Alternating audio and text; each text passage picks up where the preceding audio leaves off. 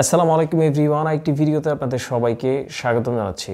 দর্শক, পাসপোর্ট সংক্রান্ত বিষয় নিয়ে যে ভিডিওগুলো আমি আপলোড করেছি, অনেক ভিডিওতে অনেক দর্শক আমাকে বলেছেন যে ভাইয়া আমার এক শব্দের নাম, সেই ক্ষেত্রে আমি পাসপোর্টের জন্য কিভাবে আবেদন করব। মানে আমার জাতীয় পরিচয়পত্রে অথবা জন্ম নিবন্ধনে আমার একটা শব্দের নাম, আমার নামটা আমি কোথায় লিখবো। ওখানে দুইটা অংশ রয়েছে নামের, একটা হচ্ছে সারনেম, একটা হচ্ছে গিভেন নেম। তো যাদের হয়তো দু শব্দের অথবা তিন শব্দের নাম রয়েছে, সেই ক্ষেত্রে নামের কোন অংশ কোথায় লিখতে হবে এটা নিয়ে একটা কনফিউশন অনেকেই ব্যক্ত করেছেন বিভিন্ন কমেন্টে। তো প্রথমত আমরা জানবো যে গিভেন নেমটা কি এবং সারনেমটা কি। গিভেন নেমটা হচ্ছে যে নামটা আপনাকে দেয়া হয়েছে। যেমন ধরুন আমার নাম হচ্ছে মোহাম্মদ শাওন, তো শাওন নামটা আমার দেয়া। এখন মোহাম্মদটা হচ্ছে আমার ধর্মীয় যে বিষয়টা আপনারা জানেন, যারা মুসলিমরা রয়েছে আমরা নামের শুরুতে মোহাম্মদটা ব্যবহার করি। তো আপনার ক্ষেত্রে এমনটা হতে পারে যে সৈয়দ অথবা বিশ্বাস অথবা এরকম কোনো কিছু হতে পারে।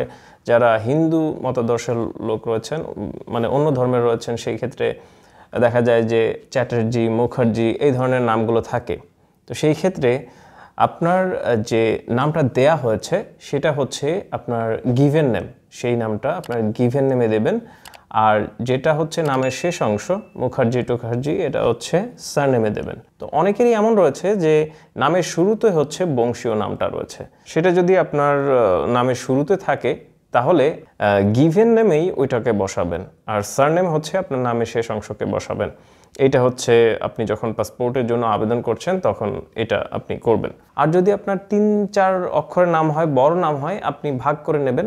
গিভেন নেম হচ্ছে নামের প্রথম অংশে দিয়ে দেবেন এবং সারনেমটা হচ্ছে নামের শেষ অংশ দেবেন। এখন আসা যাক যে সিঙ্গেল নেম যদি হয়, তাহলে ওইখানে নিয়ম রয়েছে। পাসপোর্টের ওয়েবসাইটে আপনি যখন এটা পূরণ করছেন তখন আপনি ওখানে ইনস্ট্রাকশন পেয়ে যাবেন, যেখানে আপনার বলা হচ্ছে যে যদি আপনার নামটা এক শব্দের হয়, সিঙ্গেল নেম হয়, তাহলে আপনি সেটা সারনেমে দেবেন। তো অনেকেই একটা বিষয় নিয়ে কনফিউশনে থাকেন, ওরিড থাকেন যে আমার সিঙ্গেল নেম, আমার কাগজপত্রের সমস্ত কাগজপত্রে সিঙ্গেল নেম আমি পাসপোর্ট করতে পারবো কিনা, আমার ভিসা হবে কিনা, এই ধরনের বিষয়গুলো নিয়ে অনেকেই দুশ্চিন্তা করেন। এটা দুশ্চিন্তার কোনো কিছু নেই। পৃথিবীতে কোটি কোটি লোক রয়েছে যাদের নাম সিঙ্গেল নেম। তো সেই ক্ষেত্রে তারা ভিসা করছে, বিভিন্ন এক দেশ থেকে অন্য দেশে চাকরি করছে, বিভিন্ন সব কিছু করছে, কোনো ধরনের কোনো সমস্যা হয় না।